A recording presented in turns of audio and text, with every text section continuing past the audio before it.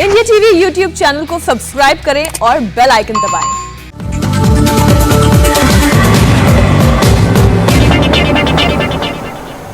नमस्कार, मैं हूं पंकज भार्गव। देश में ऑक्सीजन क्राइसिस के बीच अब भारतीय नौसेना ने भी अपना ऑपरेशन समुद्र सेतु 2 लॉन्च कर दिया है। अलग अलग देशों में भरे हुए ऑक्सीजन कंटेनर वहां से लाए जा रहे हैं। 2 जंगी जहाज ऑक्सीजन लेकर पहुंचने वाले हैं, तो वहीं कुछ अभी रास्ते में हैं। प्रधानमंत्री ऑफिस हर एक मूवमेंट पर नजर बनाए हुए है। इस वक्त हालात वाकई में नाजुक हैं। सरकार हर संभव कोशिश कर रही है, सेना जान बचाने में जुटी हुई है और पूरा देश दुआ कर रहा है। आज सुबह प्रधानमंत्री नरेंद्र मोदी ने भी शीशगंज गुरुद्वारे में जाकर प्रार्थना की।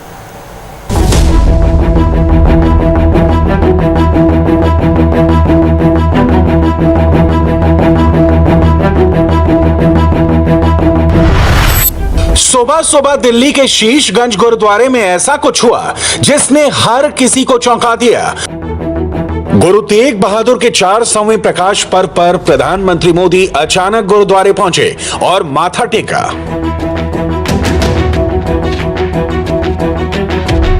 प्रधानमंत्री ने गुरुद्वारा प्रबंधन के लोगों के साथ मुलाकात की, थोड़ी बहुत बातचीत भी हुई।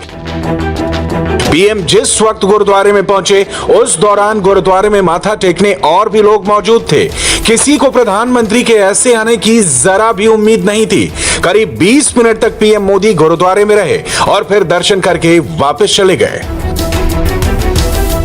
इसके बाद प्रधानमंत्री मोदी ने खुद ट्वीट भी किया, जिसमें लिखा, श्री गुरु तेग बहादुर के 400वें प्रकाश पर्व के विशेष अवसर पर मैं उन्हें नमन करता हूं। पिछड़ों की सेवा करने के प्रयासों और अपने साहस के लिए दुनिया भर में उनका सम्मान है। उन्होंने अन्याय और अत्याचार के खिलाफ झुकने से इनकार कर दिया। उनका सर्वोच्च बलिदान कई लोगों को मजबूती और प्रेरणा देता है। प्रधानमंत्री नरेंद्र मोदी आज सुबह सुबह अचानक गुरुद्वारे पहुंचे। चांदनी चौक इलाके में स्थित शीशगंज गुरुद्वारे में प्रधानमंत्री सुबह बिना लाव लश्कर के पहुंचे, बिना किसी सिक्योरिटी इंतजाम के। और यहां पे जो प्रबंधक कमेटी है उन लोगों को भी उनके आने की कोई जानकारी नहीं थी। सुबह सुबह प्रधानमंत्री अपने घर से निकले, बिना किसी सिक्योरिटी का, कोई रूट नहीं लगाया गया था। जब यहाँ पर प्रधानमंत्री पहुंचे हैं, तकरीबन सुबह 7:15 बजे का वक्त था, तब यहाँ लोग उनको पहचाने, फिर वो अंदर गए और वहाँ पे मत्था टेका। चूंकि आज सिख धर्म के 9वें गुरु तेग बहादुर का 400वां प्रकाश दिवस है, जिसके मौके पर प्रधानमंत्री यहाँ पर पहुंचे हैं और प्रकाश उत्सव की लोगों को बधाई दी। यहाँ पे जो लोग मौजूद थे अंदर गुरुद्वारे के अंदर, उन सभी लोगों से प्रधानमंत्री ने मुलाकात भी की और उनको प्रकाश पर्व की बधाई दी। उनके साथ केंद्रीय शहरी विकास मंत्री हरदीप सिंह पुरी भी साथ में थे। लाल रंग की डीटीसी बस के बगल में चल रही इस गाड़ी में देश के पीएम मौजूद हैं। एक तरफ बाइक चल रही है और दूसरी तरफ प्रधानमंत्री की कार। ये तस्वीरें बता रही हैं कि प्रधानमंत्री बिना किसी स्पेशल इंतजाम के, बिना ट्रैफिक को रोके सीधे गुरुद्वारे पहुंचे। उनके काफिले से रास्ते में किसी भी तरह की परेशानी किसी को नहीं हुई। केंद्र सरकार ने पिछले साल गुरु तेग बहादुर के 400वें प्रकाश पर्व को धूमधाम के साथ मनाने का फैसला किया था। इस सिलसिले में प्रधानमंत्री की अध्यक्षता में बनी उच्च स्तरीय समिति की पिछले दिनों एक बैठक भी हुई थी। इस बैठक में प्रधानमंत्री ने कहा था कि गुरु तेग बहादुर के 400वें प्रकाशोत्सव का अवसर एक राष्ट्रीय कर्तव्य है, लेकिन कोरोना ने सारे हालातों को बदल कर रख दिया। हिंदुस्तान इस वक्त कोरोना के सबसे बड़े अटैक का सामना कर रहा है और ये मोदी सरकार के लिए सबसे बड़ा चैलेंज भी है, जिससे मुकाबला करने के लिए मोदी सरकार इंटरनल और एक्सटर्नल दोनों लेवल पर सुपर एक्टिव है। इंटरनल लेवल में मंत्री, मुख्यमंत्री, प्रशासनिक अधिकारी, doctors, pharma company, oxygen company से डायरेक्ट टच में है। देश में सबसे बड़ी चुनौती मेडिसिन और ऑक्सीजन क्राइसिस है, जिसका सॉल्यूशन एक्सटर्नल लेवल पर है। जगह वॉशिंगटन डीसी। भारत की मदद के लिए रवाना होता तीसरा अमेरिकी प्लेन। जगह जर्मनी। जर्मनी से इंडिया के लिए पहली मेडिकल खेप जाती हुई।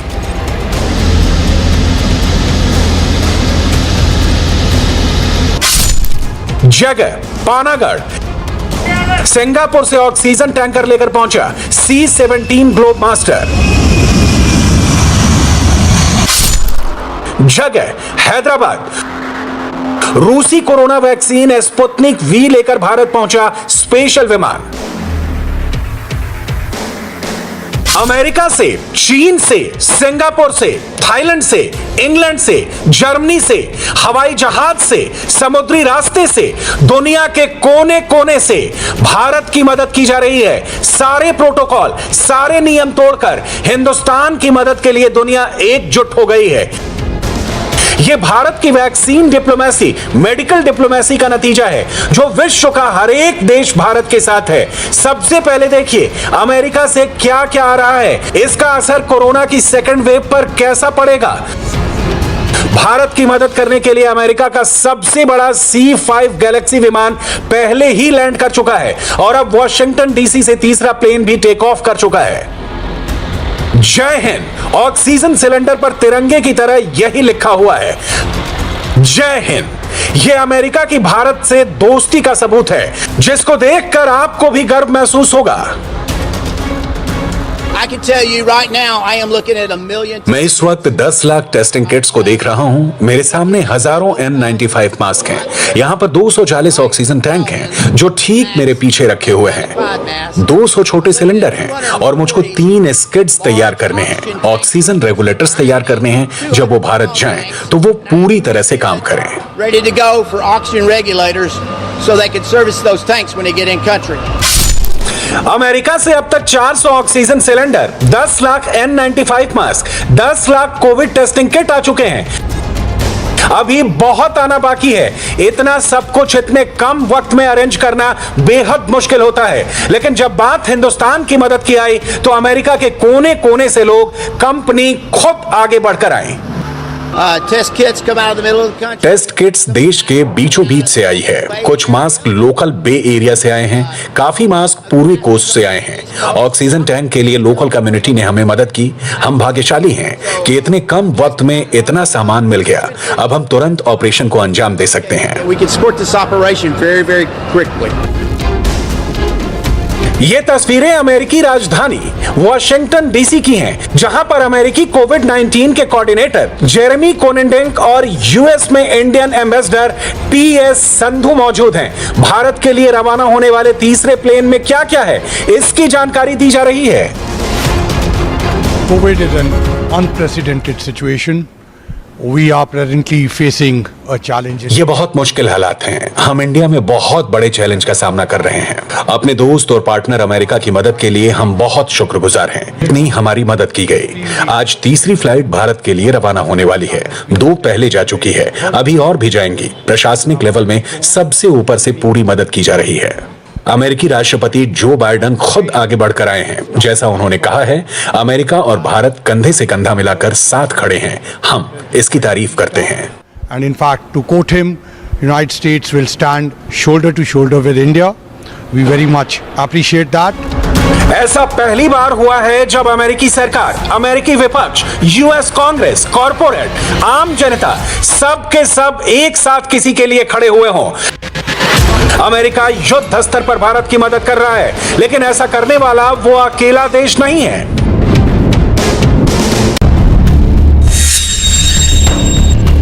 हिंदी में बोल्ड में राहत सहायता प्रयास लिखा हुआ है। ठीक ऊपर जर्मनी और इंडिया का नेशनल फ्लैग है और साथ में एयरफोर्स का सिंबल बना हुआ है। यह जर्मनी का एयरफोर्स बेस है, जहां पर प्लेन में कई बड़े बड़े पैकेट्स लोड किए जा रहे हैं। इन सभी बॉक्सेस में भारत के लिए मेडिकल मदद है। शनिवार को 120 रेस्पिरेटर्स और 1 ऑक्सीजन जनरेटर जर्मनी से इंडिया के लिए रवाना किए गए। इस प्लेन में जर्मन आर्मी मेडिकल एक्सपर्ट की एक टीम भी मौजूद है, जो 2 हफ्ते तक भारत में रुकेंगे और ऑक्सीजन जनरेटर को ऑपरेट करना सिखाएंगे। भारत में 18+ लोगों का वैक्सीनेशन शुरू हो गया है, लेकिन कई राज्यों में अब भी वैक्सीन क्राइसिस जारी है। ऐसे में रूस से आया यह विमान बहुत बड़ी राहत लाया है। इस प्लेन से रूस की कोरोना स्पुतनिक वी भारत आई। 1.5 लाख स्पुतनिक वैक्सीन की पहली खेप भारत आ चुकी है। मई के आखिर तक 30 लाख वैक्सीन और आएंगी। जून तक 50 लाख और वैक्सीन रूस से आएंगी। इसके बाद भारत में स्पुतनिक वैक्सीन का उत्पादन किया जाएगा। इसके लिए 6 प्रोडक्शन यूनिट को भी चुन लिया गया है। इनमें से 2 यूनिट से जून जुलाई से सप्लाई शुरू होने की उम्मीद है। बाकी 2 यूनिट अगस्त में वैक्सीन सप्लाई शुरू कर देंगी और आखिरी 2 प्रोडक्शन यूनिट सितंबर अक्टूबर से पूरी तरह एक्टिव हो जाएंगे। यानी भारत रशियन वैक्सीन बनाएगा भी और उसका डिस्ट्रीब्यूशन देश में करेगा भी, जिससे वैक्सीन के डिमांड को कंट्रोल किया जा सकेगा।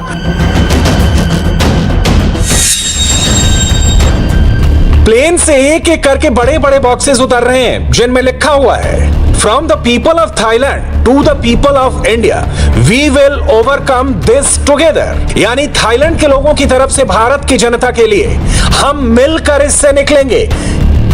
ये थाईलैंड का प्लेन है जो कोरोना काल में भारत की मदद के लिए आया है। इसमें 30 ऑक्सीजन कंसंट्रेटर से लेकर इंजेक्शन, मेडिकल और मेडिकल इक्विपमेंट भी हैं।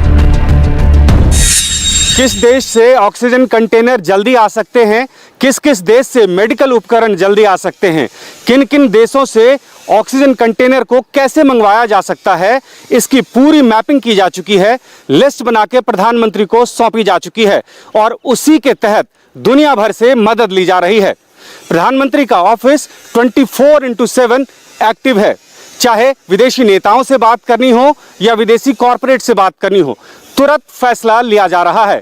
अगर इंटरनल लेवल की बात करें तो हर राज्य में कोरोना एक्शन प्लान क्या है, इसको मॉनिटर किया जा रहा है।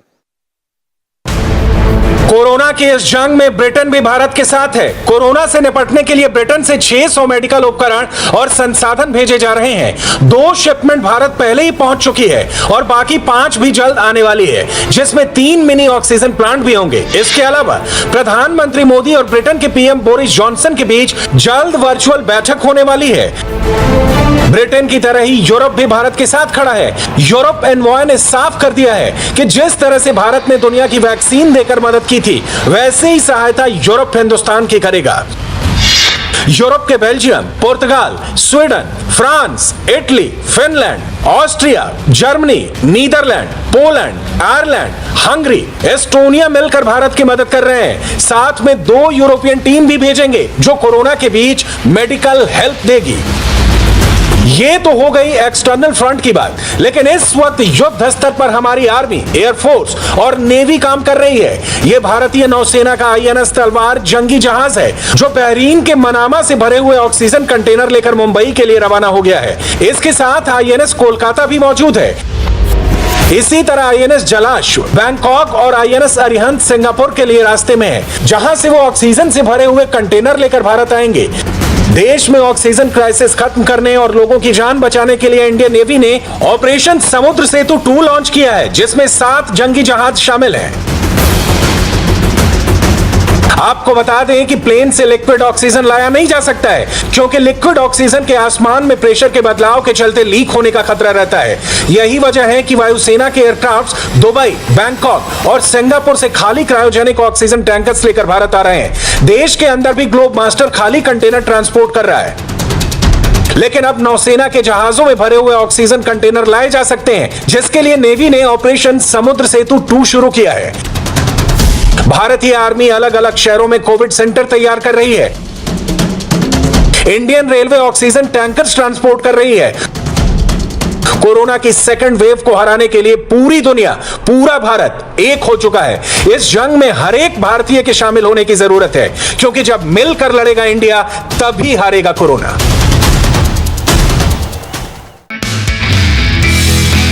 नमस्ते, मैं हूं मीनाक्षी जोशी। वीडियो और खबरों से अपडेट रहने के लिए India TV YouTube channel subscribe करें, बेल आइकन दबाना ना भूलें। जुड़े रहें इंडिया टीवी के साथ।